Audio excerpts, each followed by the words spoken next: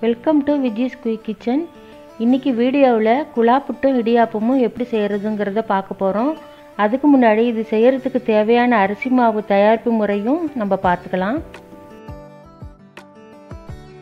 இது செய்கிறதுக்கு முதல்ல மாவு பச்சரிசி 1 கிலோவை எடுத்து 1 மணி நேரம் ஊற வச்சு வடிகட்டி எடுத்து வச்சுருக்கிறேன். அதை நம்ம ஒரு வெள்ளை துணியில் ஆற வச்சிடலாம். அது ஒரு 3/4 மணி நேரம் போல் நல்லா ஆறட்டும். ஆறினோன்னு நம்ம கையில் வச்சு பார்த்தோம்னா ஒட்டியும் ஒட்டாமல் இருக்கும். அந்த சமயத்தில் நம்ம மிக்சியில் கொஞ்சம் கொஞ்சமாக போட்டு அரைச்சி எடுத்துக்கலாம். பவுடர் பண்ணதுக்கப்புறம் நம்ம ஜல்லடையில் போட்டு ஜலிச்சு எடுத்துக்கலாம். ஜலிச்சதுக்கப்புறம் கடைசியாக குருணை நிற்கும். அது மறுபடியும் மிக்சியில் போட்டு அரைச்சி எடுத்துக்கோங்க. இப்போ நம்ம ஜலிச்சு வச்ச மாவை கொஞ்சம் கொஞ்சமாக ஆவியில் வச்சு எடுக்க போகிறோம். அதுக்கு நான் ஒரு இட்லி பாத்திரத்தில் கொஞ்சம் தண்ணியை ஊற்றி கொதிக்க வச்சுருக்கேன். மேல் தட்டில் துணியை போட்டு வச்சுருக்கிறேன். அதில் நம்ம ஜலிச்சு எடுத்து வச்ச மாவை கொஞ்சம் கொஞ்சமாக போட்டு இந்த மாதிரி துணியை க்ளோஸ் பண்ணி மூடி போட்டு மூடி வச்சிடலாம். ஒரு 10 நிமிஷம் வந்ததுக்கப்புறமா நம்ம ஓப்பன் பண்ணி பார்க்கலாம். இப்போது நீங்கள் மாவை கையால் எடுத்து திரிச்சு பார்த்தீங்கன்னா நல்லா திரிஞ்சு வரும், நல்லா வெந்திருக்கும். அந்த சமயத்தில் நம்ம அதை எடுத்துடலாம். இதே போல் எல்லா மாவும் வச்சு எடுத்துக்கோங்க. 1 கிலோ மாவுக்கு 3 தடவையாக வைக்க வேண்டி வரும். இப்போது நம்ம வேக வச்ச மாவை வெள்ளை காட்டன் துணியில் போட்டு பரப்பி ஆற வச்சிடலாம். கட்டி இல்லாமல் நசுக்கி விட்டு நல்லா ஆற வச்சுக்கோங்க. நல்லா உலர்ந்ததும் அது திரும்பவும் ஜல்லடையில் போட்டு கொஞ்சம் கொஞ்சமாக ஜலிச்சு எடுத்துக்கலாம். ஜலிச்சதும் கொஞ்சம் கொஞ்சம் கட்டி இருக்க தான் செய்யும். அது மறுபடியும் மிக்சியில் போட்டு அரைச்சி அதை திரும்பவும் ஜலிச்சு எடுத்துக்கோங்க. அவ்வளோதாங்க, மாவு ரெடி ஆகிடுச்சு. இது ஒரு ஏர்டைட் கண்டெய்னரில் போட்டு எடுத்து வச்சுட்டிங்கன்னா 1 மாதத்துக்கு கூட நல்லாயிருக்கும். அடுத்தது இந்த மாவை யூஸ் பண்ணி எப்படி குழா புட்டு செய்யலாங்கிறத பார்க்கலாம். இப்போது இதிலிருந்து 1 கப்பு அரிசி மாவு எடுத்துக்கலாம். அது வேறு ஒரு பவுலில் மாற்றிக்கலாம். மாவுக்கு தேவையான அளவு உப்பு போட்டுக்கலாம். இதில் இப்போ கொஞ்சம் கொஞ்சமாக தண்ணி போட்டு பிசைஞ்சிக்கலாம். தண்ணி அதிகமாகிடக்கூடாதுங்கிறதுனால தான் நம்ம கொஞ்சம் கொஞ்சமாக தண்ணி விட்டு பிசைகிறோம்.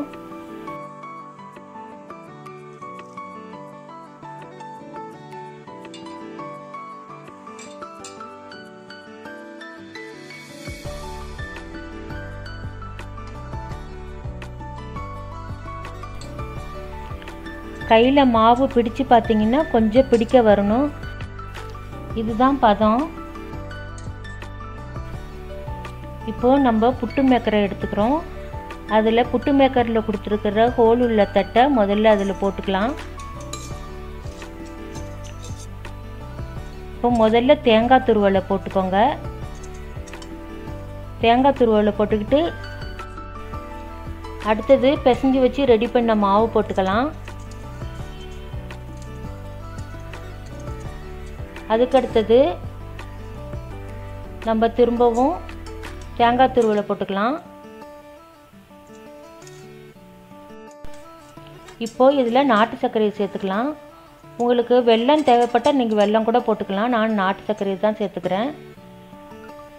இதே போல் லேயர் லேயராக தேங்காய் துருவல், அடுத்தது அரிசி மாவு, அடுத்தது வெல்லம், அதே போல் போட்டுக்கோங்க மாறி மாறி. 5 ஸ்பூன் அரிசி மாவு போட்டிங்கன்னா 2 ஸ்பூன் வெல்லம், 2 ஸ்பூன் தேங்காய் துருவல் போட்டிங்கன்னா சரியாக இருக்கும்.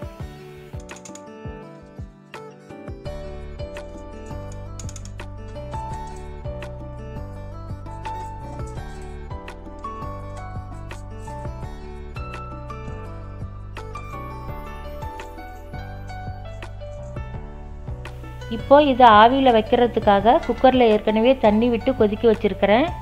அப்போது மேல் மூடி போட்டு மூடிடலாம். இப்போது இது மேலே புட்டு மேக்கரை வச்சிடலாம்.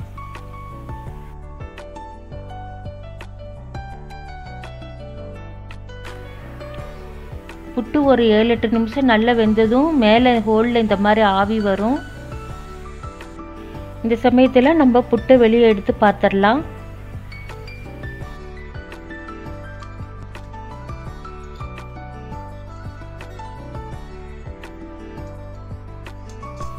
அவ்வளோதாங்க, கொழா புட்டு ரெடி ஆகிடுச்சு.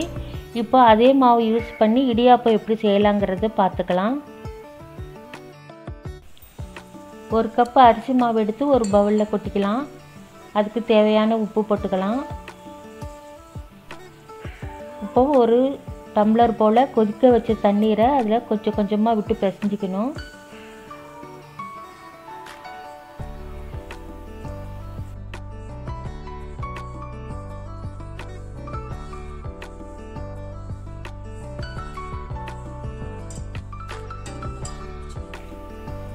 இதில் இப்போ 1½ ஸ்பூன் போல் ஆயில் விட்டுக்கலாம். கொஞ்சம் கொஞ்சமாக தண்ணி ஊற்றி பதம் வர வரைக்கும் நல்லா பிசையுங்க.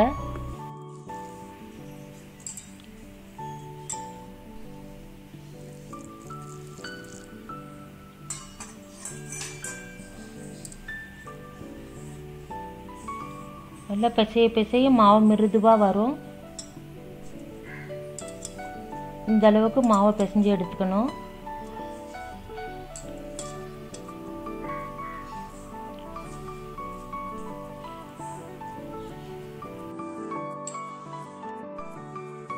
இப்போ முறுக்கு குழலில் இடியாப்பம் செய்ய தேவையான சின்ன சின்ன ஹோல் உள்ள தட்டை போட்டு அதுக்கு மேலே மாவை போட்டுக்கலாம். இப்போ ஒரு இட்லி பாத்திரத்தில் தண்ணியை ஊற்றி கொதிக்க வச்சு அதில் உள்ள மேல் தட்டு வச்சு ஈர துணியை போட்டு வச்சுருக்கிறேன். அதில் இப்போ நம்ம மாவை பிழிஞ்சு விட்டுக்கலாம்.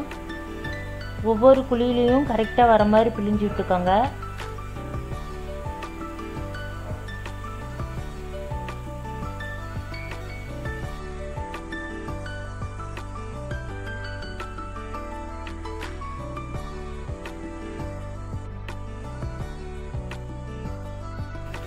புளிஞ்சதும் தட்டு போட்டு மூடி வச்சிடலாம். இது ஒரு 10 நிமிஷம் போல் வேகட்டும். 10 நிமிஷம் கழித்து திறந்து பார்த்தீங்கன்னா உங்களுக்கு இடியாப்பம் ரெடி ஆகிடுச்சு. இடியாப்பத்துக்கு வழக்கமாக செய்கிற தேங்காய் பால் தான் ரெடி பண்ணி வச்சுருக்கேன். இதே போல் நீங்களும் வீட்டிலேயே அரிசி மாவு ரெடி பண்ணி இடியாப்பமும் புட்டும் ரெடி பண்ணி பாருங்கள். கண்டிப்பாக டேஸ்ட்டாக வரும்.